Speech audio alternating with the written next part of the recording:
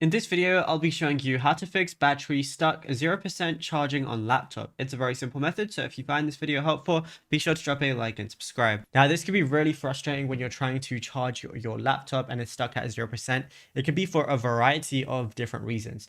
Firstly, make sure you're not using any third-party charger to try and charge your laptop, because while the port might actually fit into your laptop, it might not be supplying enough power for your laptop to run while it's on. So what you want to go ahead and try and do is turn your laptop off completely, try and let it charge that way, because the charger might just not be powerful.